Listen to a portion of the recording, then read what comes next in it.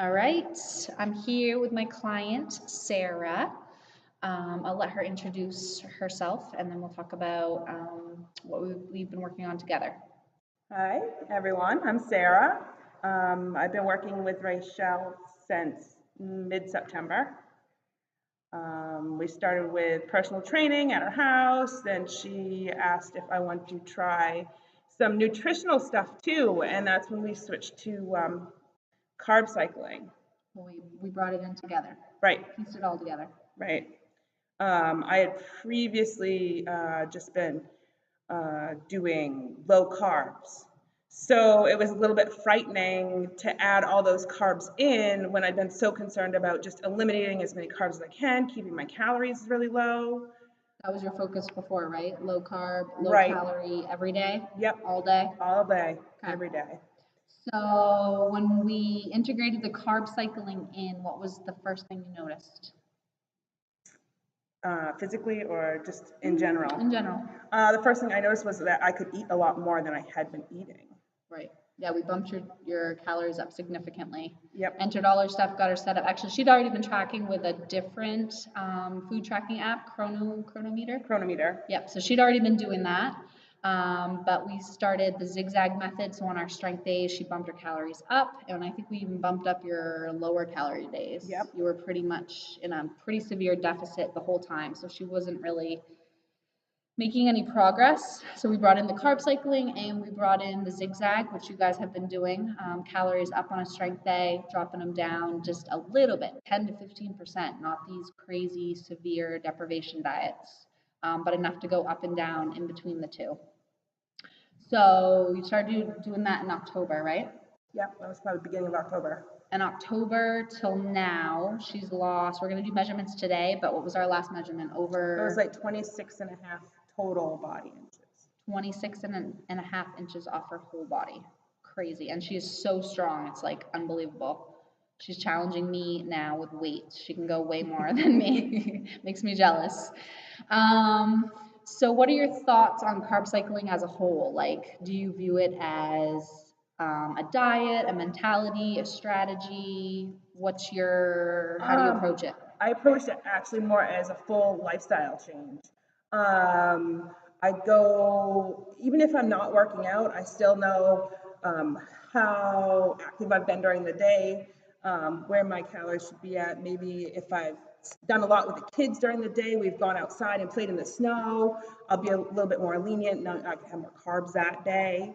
So definitely change your mentality towards I'm going to eat based on my activity level, right, and not just I have a free day or right, I can't have carbs. Like it's totally right. And even for myself too, I kind of phase in cycles of being more strict and not. But for me, it's a mentality. Like if I'm gonna be in my car all day long, I'm not gonna be eating carbohydrates all day long. I keep it a low carb day, keep it in check. And I think once you're diligent for a certain period of time, it's just second nature and you view the food like that. I do anyway. Yep. So it's kind of ingrained in you now. Right, because there'll be days at work where I'm sitting at the computer literally all day. And those days I know I'll just keep them low carb. We'll burn fat on those days. Right. Drop your calories down because you don't need them. Drop my calories down around probably like 500 calories. Yeah. Which and is then how much percentage based on your baseline kind of? Really terrible with percent. What's your so if I go base, I try to stay around 2,000 calories and then I'll drop it down. So 10 would be 2. Yeah, you're pretty much there. I mean, 300 would be 15%. So you're Yep. going down. Yep. So pairing, I mean, she's already got that second nature. And I talked with a client the other day who did my program in my test group, and I asked her, like, are you still, like, how do you view food now? And she had the same mentality. She's a bookkeeper. So a lot of her days, she's just at her desk, and she's like, I know I don't need all these extra carbohydrates, calories. I'm not burning that for fuel. I can go into fat burning zone just sitting there doing my work. So same thing with her. Like she knows on our more active days, even if it's not a exercise strength day, on the days that she's more active, she's bumping up the carbs and the calories, and then on lower energy days, she's dropping it down, and she's actually burning fat while she's sitting there not doing anything, not storing it. So it sounds like you've kind of done the same. Yep. All right.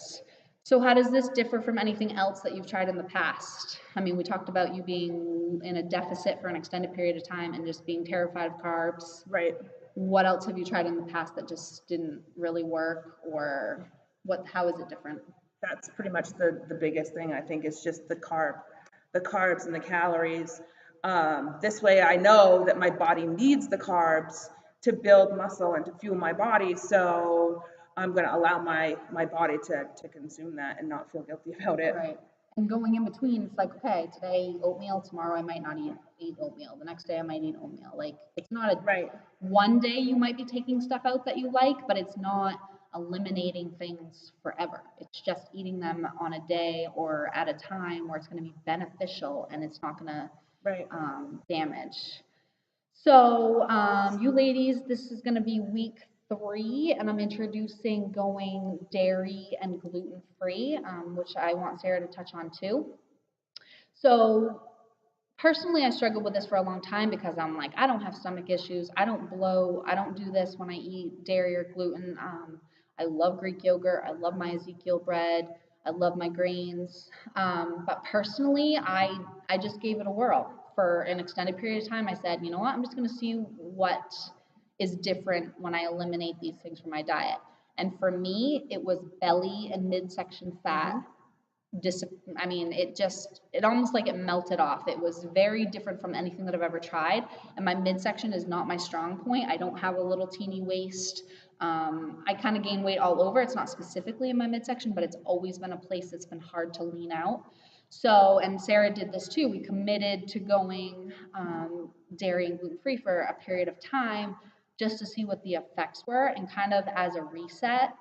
So even if you're not showing outward symptoms of having intolerances to gluten or dairy, they're inflammatory foods.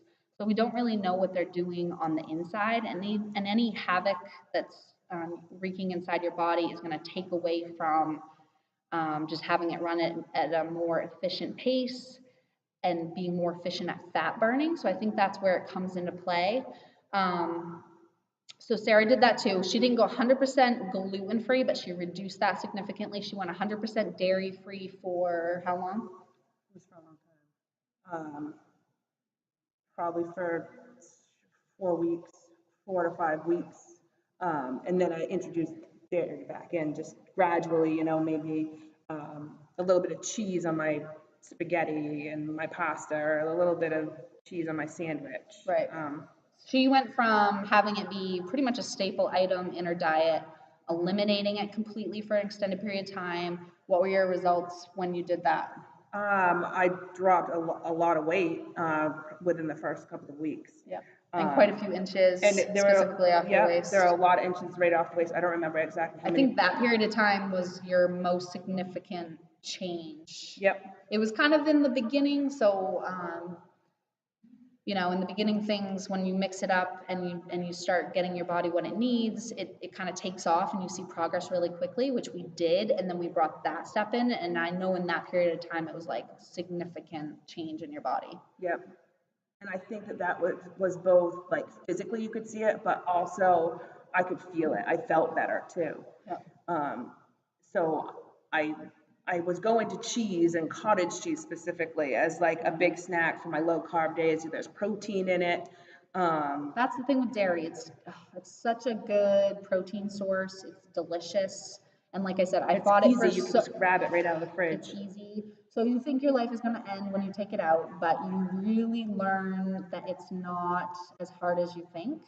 And it's just little switches here and there. And then, like I said, if you give yourself a period of time where you just commit to it and you just analyze and you're really tuned into how you feel, and then you notice the changes in your body, and then just bring it back in. And when you bring it back in, which I've done the same, I'd say I'm about 70% dairy and gluten free, and sometimes I go more strict. I'm like 80-90. Sometimes I loosen up for a period of time.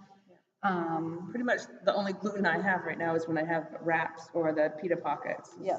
Really nothing extra. How much per dairy do you think compared to like how you were eating it to how you view it now? Like what's percentage of?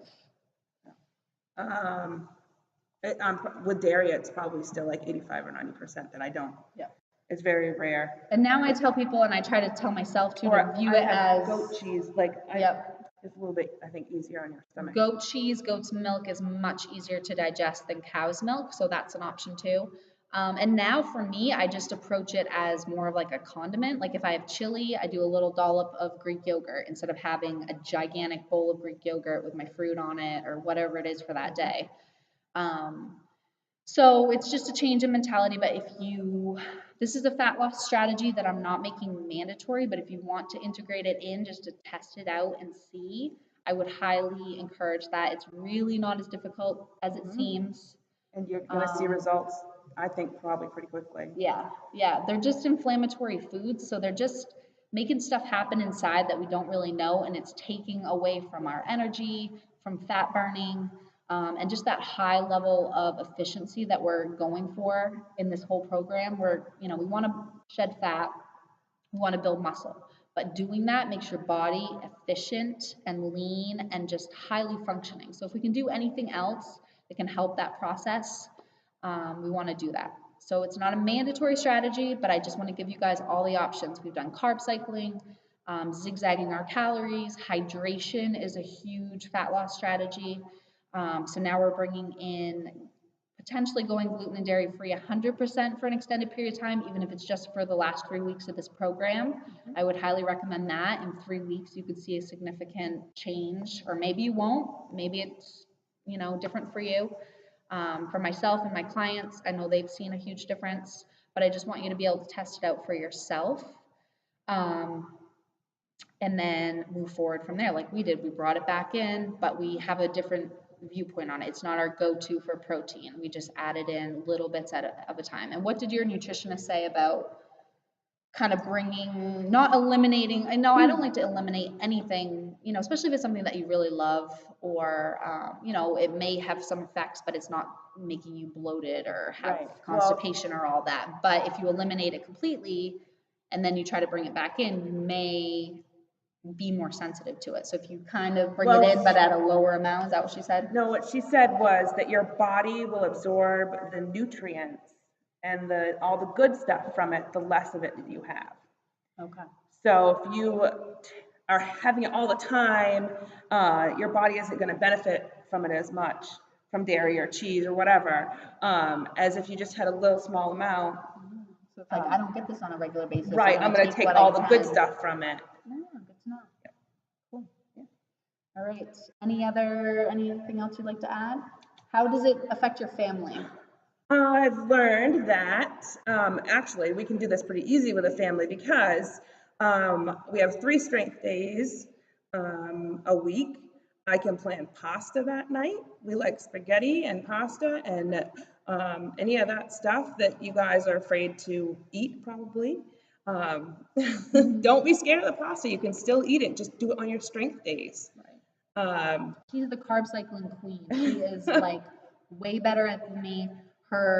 She sent me this like snap from her chronometer, and the carb cycling chart was like phenomenal. It was like carbs up, carbs down, carbs up, carbs down, calories up, calories down. Yep. She's been doing this dedicated and consistently since October, and she's the carb cycling queen.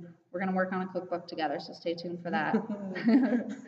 But yeah, I mean, for family, it's like if I'm low carb, I make a protein and double veg. If I make rice, I just don't eat the rice. I've got leftover rice for my next day. I put it with my lunch. Yep. It's just little switches here and there. It's not saying that you can't have something or that you have to give up something for the rest of your life. And I also found it's easy to bake a potato, let them eat it, and then you don't snack on it. Like if you're gonna make a mashed potatoes, you're gonna like try to take, have a bite of this, have a bite of that. But you throw a baked potato in the oven. Yeah. You're not gonna like take a bite out of it or anything. Right. Then you have your baked potato the next day after your workout. The next day. Yep. Cool. Well, thanks so much. Yeah. She's doing awesome. I'll keep you updated on her progress, but I just wanted it from somebody else's perspective that's really embraced this as a lifestyle, as a mentality. And I think you guys will too, because the more you just pay attention to what's in your food and you can see what it can do for you, instead of saying, I can't have this or I can't have that, or I'm going to go on a diet, or I'm going to drop my calories way down because I think that's what I should do, and I should exercise every day. It doesn't have to be that hard. It's just about fueling properly and being aware of what we're putting in our bodies and using it to our advantage instead of our disadvantage. So thanks so much, Sarah. All right.